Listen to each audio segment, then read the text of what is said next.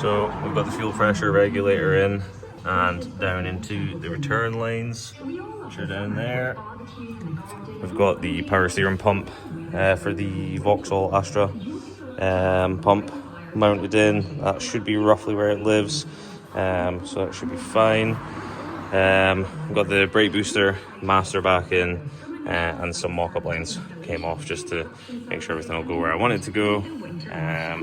The feed lines there, obviously I'm not going to know where it goes until I put it into here. So this is the return. Look at this. This is the return that comes along here down into the fuel pressure regulator, which is about here. This is obviously the feed, so the line comes up, goes into there, comes around, off, back down to the fuel pressure regulator. You can adjust it, so that's all good. We've put the T7 design drain for the AN10, which should go up to the turbo up there.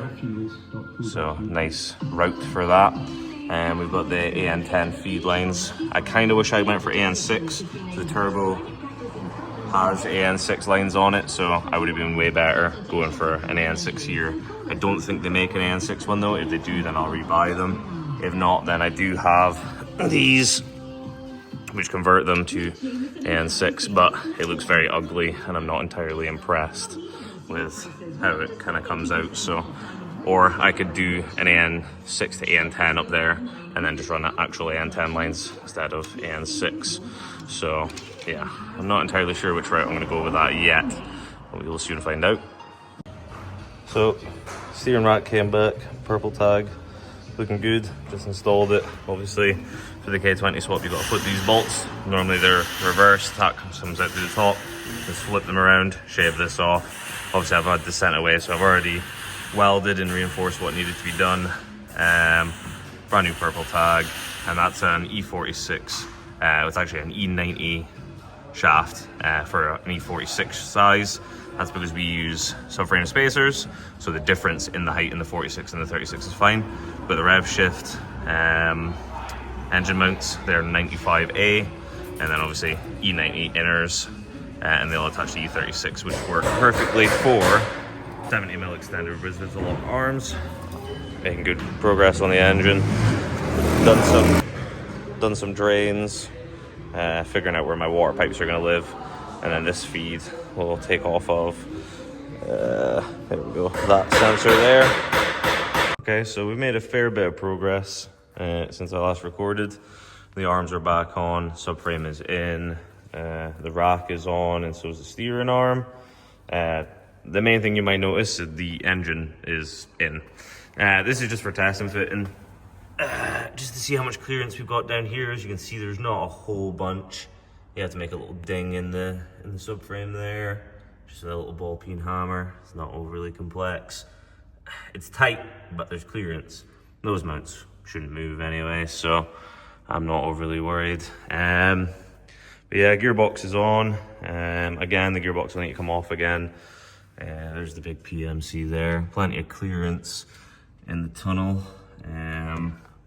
So yeah, I just wanted to see how this was going to fit. As you can see, I've already made some clearance in here. I need to do some more at this backside here, basically fold it right around, because the turbo, as you can see, isn't exactly going to fit great in there. So yeah, make room for it. The inlet sits perfectly on this side though, and obviously there's plenty of clearance for everything that needs to go down here.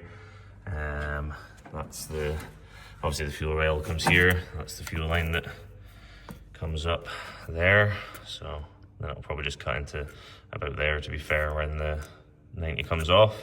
So plenty of room for everything at this side. Like I'm saying, the alternator and everything is absolutely miles away. I need to put my power steering bracket back on here, make sure it doesn't touch or foul anything at the front of this, and then figure out how I'm going to run these lines.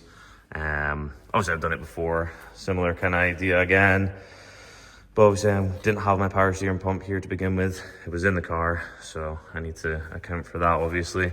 So yeah, everything seems to be going well. Running some brake lines, like I'm saying, the hubs and calipers are back on again, just to kind of see for everything. I have a set of CS2 driftwork coilovers arriving on Wednesday, I think. So hopefully the car will be kind of all built up, ready, brakes and all by then, ready to basically go back on the deck and then just really worry about how we're gonna get this thing running. Or not how, because we know how, but you know, just worry about this. So yeah.